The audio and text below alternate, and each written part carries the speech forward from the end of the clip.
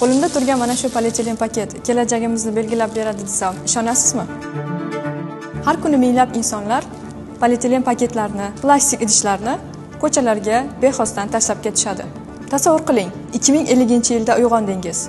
Havo iflos, suv yo'q, ovqat tanqisligi, bolalaringiz esa plastik bilan o'ynayapti. Xo'sh, siz bunaqa kelajakka rozi bo'larmidingiz? Albatta yo'q. Unda yaxshi kelajak uchun qanaqadir boshqa yo'l bormi? Albatta bor. Bu yashil iqtisodiyot. Yashil iqtisodiyot bu nima degani? Yashil iqtisodiyot tabiatni asragan holda iqtisodiy rivojlanishga erishish degani. Oddiy qilib aytganda, yeymiz, yashaymiz, ishlab chiqaramiz, lekin tabiatga zarar yetkazmaymiz. Yashil iqtisodiyot haqida bir necha yillar oldin chuqur o'rganib, bir nechta loyihalarni o'ylab chiqqan edim. Bulardan birinchisi plastik va polietilen paketlardan dekorativ mahsulotlar yaratish bo'lgan. Bu mening yashil iqtisodiyot uchun kichik investitsiyam bo'la olgan.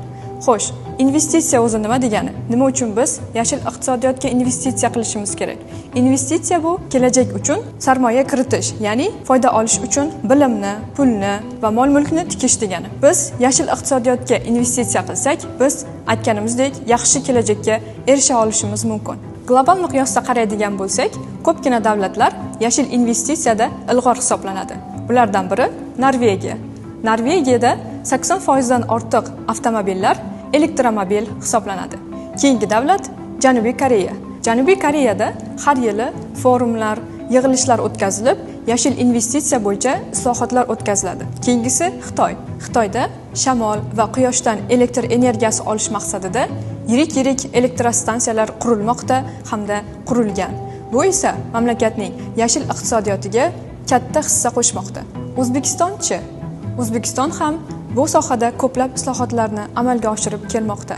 Masalan, poytaxtimizdagi elektroavtobuslar nafaqat fuqarolarga xizmat qilmoqda, balki yashil iqtisodiyotda ham katta o'rin tutib kelmoqda. Bundan tashqari, mamlakatimizning ayrim hududlarida o'rnatilgan shamol va quyosh elektrostansiyalarini ham yashil islohotlarning namunasi sifatida ko'rishimiz mumkin.